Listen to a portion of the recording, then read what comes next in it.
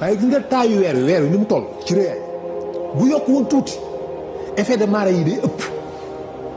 kon dafay basculer suuf si du koy mbëkk naan du koy buux suuf si di jeex du taxaw benn place waaye bu yeesoon tuuti tamit du am njëriñ ci ni muy tourné ci maanaam effet bi mu war a def ci kaw suuf si. doon du équilibré. lu équilibré la suuf si ci boppam ni mu toll bu yokk woon tuuti bu yàqu bu wàññeeku woon tuuti bu yàqu duñ fi mën a est-ce que dégg nga li ma la wax. ok suuf si ci boppam taay bi mu toll fokk nii rek la war a mën a toll bu ëppoon nii baaxul. du ëpp du yées. bu ko yéesee baaxul loolu ñu fi mën a dund parce que boobaa attraction gravitationnelle bi ñuy exercer suñu kaw day ëpp gàncax gi dootul mën a pousser jóg suñu colonne vertébrale yi day tànc dafa am lu ñuy nàcc azote bi dootul mën a passer à l'état gazeuse. suñu circulation sanguine yi dootul mën a dox bu baax direct suñu poumon yi day compressé wu parce que attraction gravitationnelle bi dafay forte ci suñu.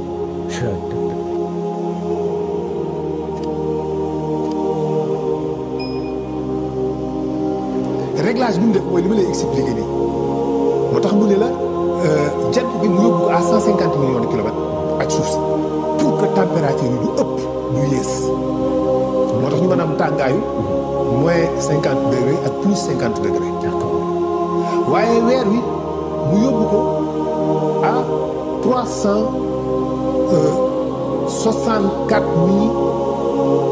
400 kilomètres 362 400 kilomètres distance suuf si ak weer bi. noonu la mel 362 400 kilomètres mu yóbbu ko distance boobu pour que weer bi du la lomb ndax weer bi bu ñu jegewaatoon tuuti bu gënoon jege si suuf si tuuti kon effet de marée yi day yokk kon géej gi dañuy déborder dugg ci dëkk dex yi dañuy wàcc ci seen yi. ok kon nit ñi dañuy am agilité wu dañuy agressif kon nelaw yi dootul bari kon gàncax gi dootul dund lu mu war a dundee. réglage waaye bu sorewaatoon tuuti moom weer wi kon géej gi day tekkeeral ba végétation bi nekk ci biir géej gi dootul yëngatu ndax effet de marée yi ñooy balancé gàncax gi nekk ci biir géej gi ba tax ñuy mën a màgg. bu boobaa loolu dootul développé bu développé jëri ci biir géej gi dootul mën a dund bu ñu dund géej gi dootul am luy dund léppay dee. géej gi bu amatul dara luy dund gàncax gi dootul am dara luy dund suuf si dootul am luy dund nit ci dañuy mujj dee duñ fi mën a dund yàlla indi ko ci réglage boo xam ne géej gi dana yëngatu ndox mi di yëngatu gàncax gi nekk ci biir géej ak branche yi di am mouvement muy produire de l'oxygène en même temps muy permettre gàncax gi nekk ci biir suuf si mën a am épanouissement mën a dund. d'accord moo tax yàlla réglé weer wi teg ko fu mu ko war a teg. waaye gis nga taayu weer wi ni mu toll ci réer bu yokk woon tuuti effet de marée yi day ëpp kon dafay basculer suuf si du koy mbëkk naan du koy buux suuf si di jeex du taxaw benn place waaye bu yeesoon tuuti tamit du am njëriñ ci ni muy tourné ci maanaam effet bi mu war a def ci kaw suuf si. du équilibré. lu équilibré la suuf si ci boppam ni mu toll bu yokk woon tuuti mu yàqu bu wàññeeku woon tuuti mu yàqu duñ fi mën a dund est-ce que dégg nga li ma la wax. ok suuf si ci boppam taay bi mu toll fokk nii rek la war a mën a toll bu ëppoon nii baaxul. du ëpp du yées. bu ko yéesee baaxul dootuñu fi mën a dund parce que boobaa attraction gravitationnelle bi ñuy exercer suñu kaw day ëpp gàncax gi dootul mën a pousser jóg suñu colonne vertébrale yi day tànc dafa am lu ñuy nàcc azote bi dootul mën a passer à l'état gazeuse. suñu circulation sanguine yi dootul mën a dox bu baax direct suñu poumon yi day compressé wu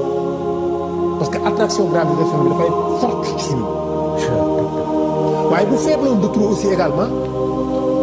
du baax parce que bu tuutiwoon dafay faible attraction mur bi day faible. day ñëw doole bu baax suñu colonne vertébrale yi dafay décroché maanaam yow dafa mel ni dañoo takk say loxo sa ngàmtal la sa yaram yi ni muy xëccoo suñu yaram yi noonu lay mel day xëccu. d'accord parce que amatul lu ñuy bës lu ñuy naj fu nekk li ngay dox nii dafa am benn pression de 1000 kilos par centimètre carré ci sa yaram. yow am na benn pression 1000 kilos yu ñu teg ci say bagg yow. chaque centimètre carré ci sa yaram am na benn pression de 1000 kilos. loolu mooy attraction gravitationnelle moom moo provoqué loolu. suñu borom. lan moo tax tànk la yëgoo ko parce que sa biir jëmm yow dafa amaat benn pression de mercure. c'est de l'azote à l'état liquide dafa nekk ci sa deret. de l'azote azote boobu li tax mu nekk fa à l'état liquide mooy pression yi moo ko permettre mu mën a fa toog mais moom mooy li nga xam ne mooy contrer pression boobu.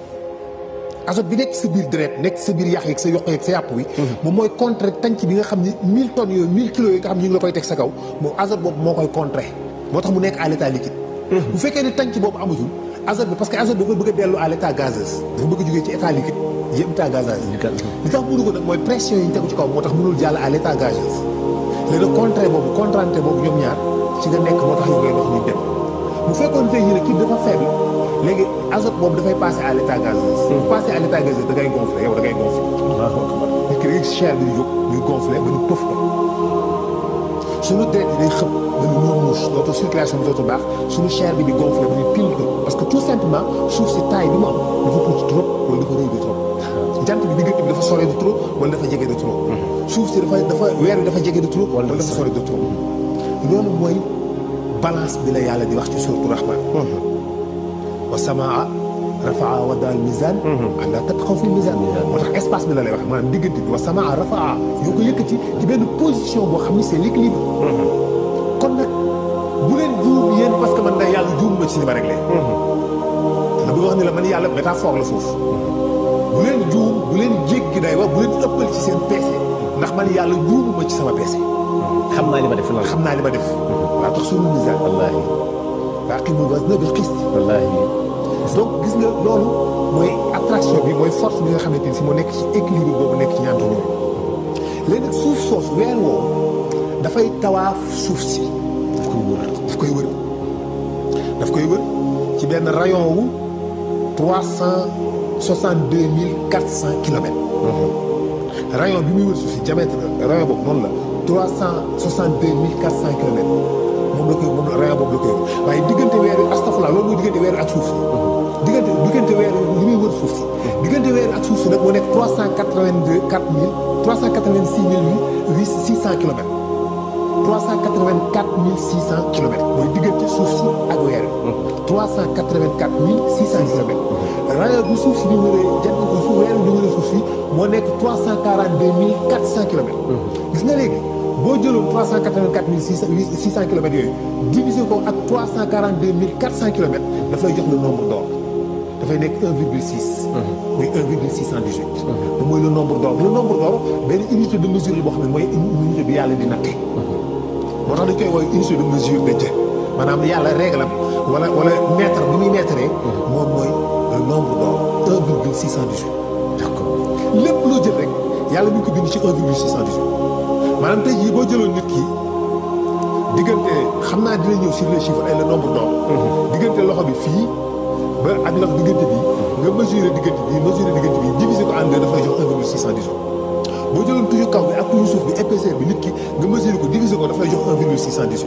boo jëloon tànk yi oom bi ba ci ndëggu li ak oom bi ba ci wëq bi boo ko mesurer nga diviser ko en deux dafay jox 1,618 maanaam lépp xobu garab boo ko xoolee tige bi boo ko diviser daf lay jox 1,618 geenu rab bëñu rab kawar lépp yàlla mooy unité de mesure bi muy nattee kon diggante bii ak bii ak fii tolloowul waaw léegi benn bi mooy ëpp morom bi tuuti boo jëlee bi ëpp diviser ko ak bi mu ëpp toujours da ngay gis ni 1,618 loolu kenn xamul la wallaay kenn xamul la moo tax ñu koy tuddee unité de mesure bu yàlla ñenn ñi ko tuddee le nombre d'or moo tax bi mu bindee pare suñu borom dafa ne tabaarakallaahu ahsanul xaaliqiin tabaarakallaahu ahsanul parce que moom rek moo ko mën effectivement moom rek moo ko mën donc dafay bind ci équilibre dafay bind ci tollale moo tax mu ne kon nag yéen góorgóorlu leen ba bu leen di yàq suuf bu leen ci ëppal ci ñi ngeen di jëflante ndax man yàlla juumuma ci samay réglage loolu la lay wax ci suuratu Rahmaan li ñu la bëgg a wax loolu la rek mooy man yàlla di juuma yëkkati naa asamaan ba ca kaw ma teg ko ci position boo xam ne foofoo baax seen par rapport ak jant bi ma yëkkati weer yi ba foo xam ne foofoo baax ma indi suuf si ci taay bu baax indi weer yi ci taay bu baax indi jant bi ci taay bu baax réglé ko ba nga xam ne lépp dafay dox ci nombre kon nag yéen it bu leen juum ndax man juum ma ci samay réglage wallaahi moom yàlla noonu la bindee ndeysaan weer woowu di tawaaf suuf si waaw léegi suuf si dafa am équateur maanaam digg bi bu fekkee ni weer daf koy tawaaf ci benn ligne rek continuer kon dafay am ñoo xam ne du ñu am weer mukk te ñenn dañuy sax di am weer faw kon noonu lay demee xam nga da ngay am jamono boo xam ne weer du fa jóg weer du fa jóg kon toujours ñun jamono bu nekk jamono bi nga xam ne doo gis weer ak jamono yi nga xam ne da ngay gis weer loolu dootul am jamono yëpp da ngay gis weer yow xam nga léeg-léeg weer yi jamono bu nekk ñu ngi fiy jaar te dafa am jamono boo xam ne bëccëg la fiy jaar doo ko gis jamono yi nga xam ne weer am na mais bëccëg la fiy jaar moo tax doo ko gis moo tax doo ko gis jamono yu mu fiy jaar guddi la koy gis loolu lu compliqué la waaye wër gi moo tax nag yàlla def léegi wër gi su weer ñu wër suuf si wëru ko ci benn ligne mais daf koy wër boo xam ne dafa am benn inclination de 5 degré maanaam orbite weer wi dafa am benn inclination de 5 degré dafay dëng nii ba saa mu defaat nii redressé wu bu ko defee pôle bi les deux pôles ñëpp dañuy mën a am weer le pôle nord et le pôle sud fu waay mën a dëkk ci kaw suuf si da ngay am gis weer léegi nag dafa am ay nœud maanaam couloir yooyu muy wër foo xam ne ay nœud yoo xam ne foofu dañ fay daje maanaam ñaari orbite dañ fay daje orbite yu leen weer wi orbite bi muy tourné nii defaat nii def nii dellu siwaat nii defaat nii dina am ay pas-pas ay points yoo xam ne dañuy croisanté foofu la ñu tuddee leen nœud ci moment yooyu nag mu toll ci nœud ànd nag benn alignement avec le soleil ci la ñuy jàpp jant bi loolu mooy jàpp jant waaw mooy dem na ba benn moment boo xam ne suuf weer wi dox na suñu digganteeg jant bi weer wi dox na suñu digganteeg bañ jant bi bëccëg mën duñ gis jant bi ba yow position bi nga nekk ci kaw suuf si ça dépend yow ci heure yi ak ci moment yi ak ci position ak fa nga nekk ak fa nga nekk ci kaw suuf si parce que instant bi ñu naan jàpp nañ jant bi am na benn dëkk boo xam ne ñu ngi seen jant bi ñoom jàpp moom ñoom fàdduñu ci ñoom ñoo dégg ñoom jàpp ñu jant bi ñoom ba ñu naan jàpp nañ jant bi wala jàpp nañ jant bi Canada boobu ñun Sénégal ñu ngi gis jant bi des fois nga jàpp ñu d'accord kon donc jàpp jant bi ci ñenn lay doon ci benn position ci benn waxtu instant bi nga xam ni l'ombre de la terre l'ombre de la lune moo ñu masqué le soleil ndax mooy dërëb bi ma la wax ñu masqué camion bi comme weer wi daf lay jege nga mu ñëw ci position bi weer wi jaaratul ci kaw tuuti wala jaaratul ci suuf mais dafa jaar ci digg bi nekk ci équateur bi mu dëbb la jant bi bu tombeek nag instant boobu bu aligné wu ak jant bi yéen waa Sénégal ngeen seen position bi ngeen nekk si globe terrestre bi ñëw ci position boobu ngeen tolloo da ngay gis ni jàpp nañ jant bi ca Sénégal entre heure telle ba heure telle bu boobaa loolu mooy am dañ naan jàpp nañ jant bi ci dinañ jàpp jant bi parce que dañ koy calculer mën nañ ko calculer wax na ñu ne fii ak 10 ans dinañ jàpp jant bi ci Sénégal entre waxtu sàngam ba waxtu sàngam ba waxtu sàngam waa léegi nag alaaj loolu am naa fi laaj parce que ñun dañu judd fekk ñu naan jant bi dañ koy jàpp ñu daje ci jàkka yi daje ci pinc yi def ay ñaan yooyu mooy tax mu génnaat wala même bu ñu deful ñaan yooyu dana génnaat maanaam dina rombaat parce que ñu dañ leen jàpp ni xëy na bu ñu deful ay ñaan bu mag ñi dajewul def ñaan àdduna mën na fi jaari tukki waaw wallaay ndeysaan xam nga waa Canada ba ñu jàppee jant bi ñoom ñëpp ñuy ñaan dañoo ñëw di photo ko xaqataay pour ñoom dafa événement terewul bàyyi nañ jant non mag ñi li tax yonent bi daan ci def ay ñaan phénomène astronomique la d'accord kéemtaanu yàlla la mooy benn booy kéemtaanu yàlla kéemtaan gi mu doon kéemtaanu yàlla war naa tax ñu daje ci jàkka yi màggal yàlla ba xam ne mooy yàlla ay moment la yu ñu permettre ñu mën ne allahu akbar yàlla jëf juree ci yàllaay karim moo tax ñu dellu sa jàkk ya bàkk yàlla laa ilaha illa allah laa ilaha illa allah li tubaab yi def scientifiquement mag ñi dañ koy def ci mystique ci spirituel tubaab yi dañuy di photographie di émerveillé ñu nag dañuy toog di bàkk yàlla gis nga suñu différence loolu rek la ñun ñaan ñëpp dañoo yëngu ci lii xam mais tubaab moom fête la ko def événement la ko def dañuy dem di ko photo mu nekk merveille nekk lu extraordinaire si ñoom mais bu dee ñun nag ñun kéemtaan yàlla lañ koy def dañ ciy waaroo dañ ciy gëmee yàlla dañ ciy yéemoo ci yàlla bu ko defee dañuy dem toog ci jàkka yi di bàkk yàlla loolu mooy benn bi ñaareel bi moment yooyu c'est mystique moment boobu moment bu mystique la dëgg la instant boobu am na ay phénomène mystique yoo xam ne ci lay xew instant boobu am na ay bunt yu tijjeeku am na ay paramètres yu tijjeeku instant yooyu am na seytaane pouvoir yu muy am yoo xam ne daf koy mën a def ci toujours ci spirituellement nekkul lu rationnel te lu spirituel xam nga seytaane xeex yi muy def xeexu baatin la ci ëpp xeexu zahir bi c'est nul c'est inutile c'est pas terrible mais xeexu baatin bi moo dangereux parce que doo ci conscient doo ko xam bu nit ñi xamee mystique Iblis leen gën a xam mystique milliards de fois dëgg la bu nit ñi mënee utiliser mystique ba def ci lu nekk Iblis nii ñu mag ñëpp mën na cee def lu raw li ngeen ci mën a def moo tax moment yooyu tamit moment de danger moo tax dañ ciy demaat ci jàkk ja toogaat di bàkk yàlla di def astaghfirullah di wax laa ilaha illallah pour yàlla aamu ci yenn force mystique yi nga xamante ni si ci moment boobu lay am xam nga loo gis ci àddina bi chaque heure chaque waxtu chaque moment am na benn phénomène mystique am na benn énergie mystique bu muy dévoilé lii tax ñu ni la moo tax yàlla tàmmu ni timis da ngeen ko julli ci moment boobu timis heure bii la mooy waxtoom tàkkusaan waxtu bii mooy waxtoom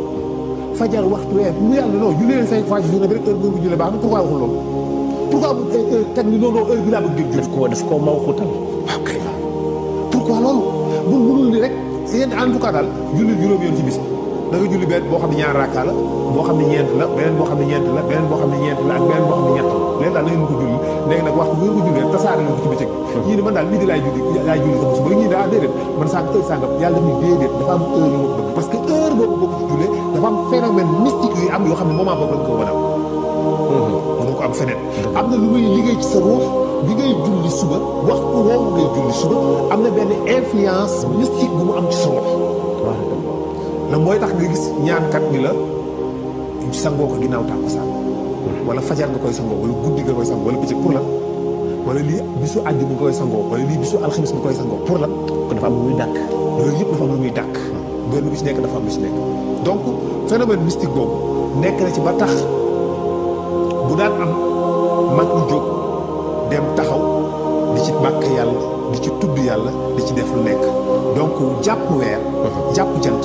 c'est exactement ça lii moom mooy li nga xamante ni mooy jàpp jant mooy que weer wi dox na suñu diggante ak jant bi parce que alignement la ñoom ñett yëpp ay sphère la ñett yëpp sphère la suuf si bul la weer wi bul la jant bi bul la xam nga weer wi moom tam mooy phénomène bi yëpp toujours moom la toujours moom weer wi la parce que moom mooy daw di wër suuf si mooy indi problème bi gis nga jant bi moom posé benn problème moom fu mu taxaw rek taxaw jàkkaarloo suuf si kon moom doxul ah kay mais doxam googu feeñul bokkut ak doxu guddeeg bëccëg bi ñuy xam doxam jant bi jéewul ci suñu guddeeg bëccëg kon ci ñun ci weeru lañu déedéet suñu guddeeg bëccëg mi ngi nekk ci suuf si ci boppam moom ci boppam wëlbatiku bi ñu wëlbatiku d'accord suuf si ab bul la xam nga lii dafa nekkoon loo xam dafa doon laaj bu ñu ko doon expliquer prochaine fois si c'est possible même nañ ko ut ay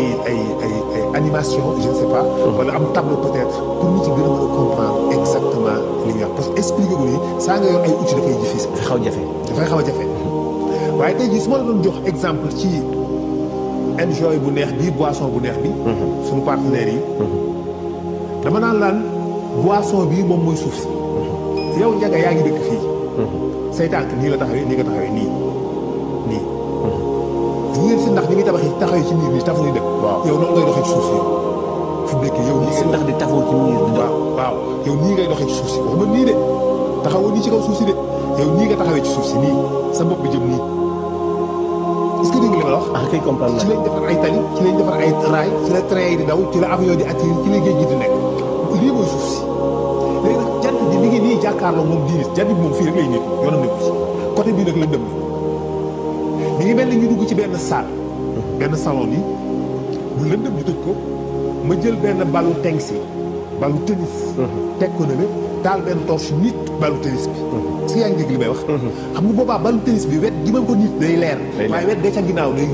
dëgg la noonu la suuf si mel loolu mooy guddi gi lépp guddi la léegi jant bi tàkk mooy fu nga fi indi ak leer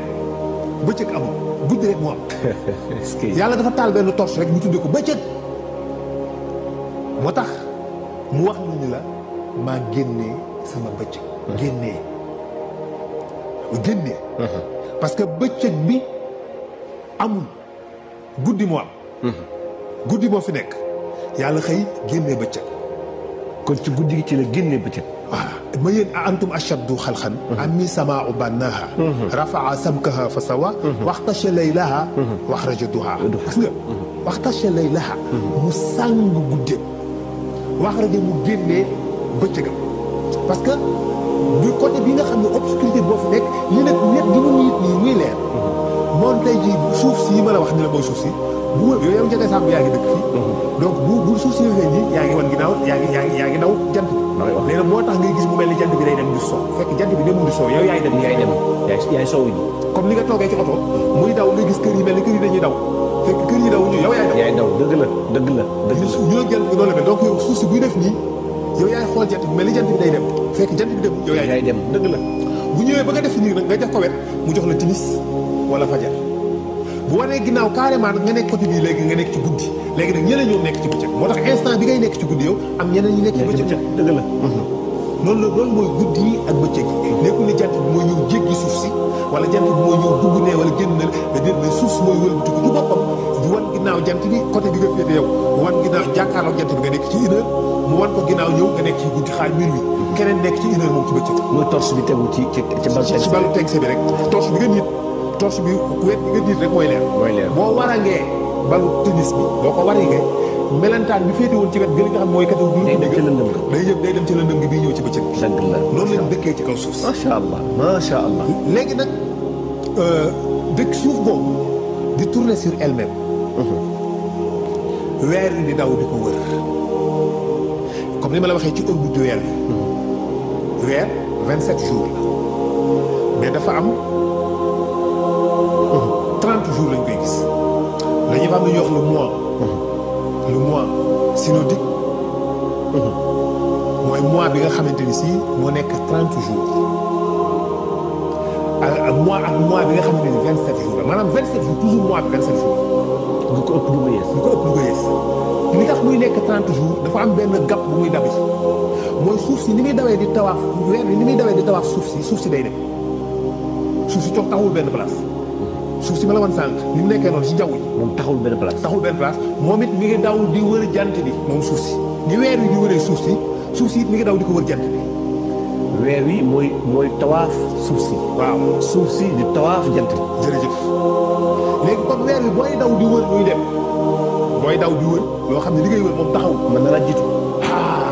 jërëjëf mën na laa jiitu. loolu mooy une gap de 3 jours. d'accord mooy parce que bu suuf si bu weer wi toppee suuf si wër ko luy dem boo ko wëree di jaar ci kanamam da lay jege. mais boo ko wanee ginnaaw day dem. da lay sori donc foog nga dabiwaat ko. mooy waral 29 wala mu nekk 30. très bien mooy wala mu nekk 29 ba 30 parce que dafay am benn retard benn gap de 3 jours donc moom la weer wi di dabiwaat mais weer wi 27 jours ci lay def tuur boobu. mais pour nga gis ko il faut mu dem 30 parce que il faut mu dabu si waat 3 jours yooyu wala 2 jours quelques heures yooyu pour mën a rattraper gap boobu nga xam perte na ko moo tax orbite lunaire bi dafa elliptique c'est-à-dire nekkul cercle bu rond yi mais luy xaw a def nii la di dem di dellu si. comme loolu mooy elliptique. mais nekkul cercle boo xam ne dafa rond complètement. parce que bu foofu dafa taxaw fu ko suuf si dafa taxaw benn place kon weer yi ci orbite bi muy jël day rond complètement du elliptique.